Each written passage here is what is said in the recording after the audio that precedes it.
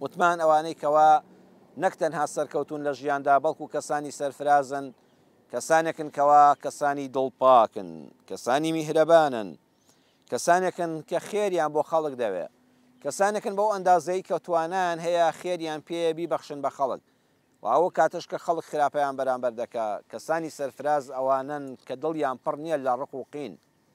کەسانی سەرفراز ئەو کەسانن کە دڵێکی ئەوەندە گەورەیان هەیە، ئەوەندە دڵێکی پاک و بێگەردیان هەیە، تەنانەت ئەگەر کەسێک خراپەشیان بەرامبەر بکە، کاتێک کەسێک تووڕەیان کە، کاتێک کەسێک ستەمیان لێ بکە، دوعای هیدایەتی بۆ دەکەن، ناڵێن خوایە لە ناوی بەرە. بەود لە ناوبردننی تەنانەت نایارەکانیشیان بە لە ناوچوونی ئەو کەسانی کە خراپەشیان بۆیان هەیە خۆشحاڵ نین، ئەوەندە حەزیان لە بنیادنانە، حەزیان لە ئاوەدانیە، دوژمنی کاولکارین، ئەو کەسانە بەڕاستی سەرفرازن. بۆیە دەکرێت ئەو جیاوازیە لە نێوان کەسی سەرکەوتوو لەگەڵ کەسی سەرفرازە بەوە دیاری بکەین. کەسی سەرکەوتوو دەکرێت خاوەنی هێزێک بێ، هەر کەسێک خراپەیەکی بەرامبەر بێت لە ڕق و ڕیشاڵە و کوردەواری دەڵێت دەری بێنێ، ئەمە سەرکەوتوو بۆ کەسێکی سەرکەوتووە لە بوارەکەی خۆیدا، بەڵام قەت دڵی ئیسراحەت نییە، سەرفراز نییە. کەسی سەرفراز لە لووتکەی دەسەڵات و هێز و توانادا کەسێکی لێبوردەیە، تۆڵەستێن نییە، دڵی ڕەش ناکە بە ڕق و قین.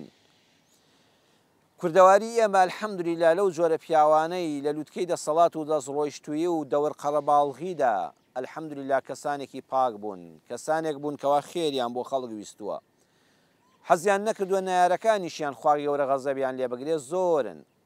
بێمە بنمونەی بیسترا و باز ناکەم بۆ جەنابتان، نمونەی ناو کتێبتان بۆ باز دەکەم، نمونەی ناو کتێبی تەفسیری قورئانتان بۆ باز دەکەم.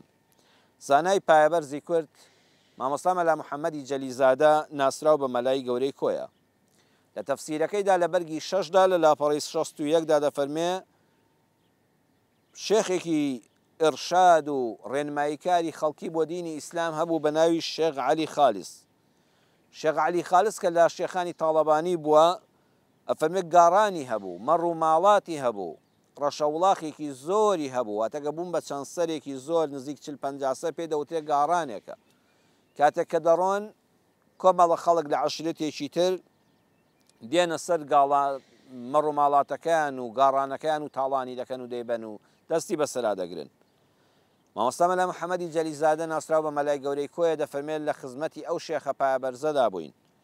مەجلیسێکی گەورە بوو، باسی تاڵانیەکە کرا. ئەخ زۆر ناڕەحەتە تۆ سەرۆت و سامانەکەت یەکێک هەمووی ببە، هێزێک بێ هەمووی تاڵانکە و فەرهودیکە. بە تایبەتی مەڕ و ماڵاتێک کە لە دەرگای خۆتا گەورە بووە، لە بەچکەیەوە ئەم گۆلک و مانگایانە گەورە بوون و دڵ زۆر پێی خۆشە. دەفەرمێ بەدەمما هاتوتم یا ڕەبی خوا بیانگرێ، یا ڕەبی خوا بیانگرێ و تۆڵی تویان لێ بکاتەوە. شێخ عەلی خالس فەرمووی کاکە محەممەد خوا وا مەڵێ، ناتخوا کاکە محەممەد وا مەڵێ، بڵێ خوایە عەفویان کەی، خوایە هیدایەتیان بدەی. یا ڕەبی خوا داوا لێ دەکەم فەرمووی بۆ من عەزابیان نەدەی.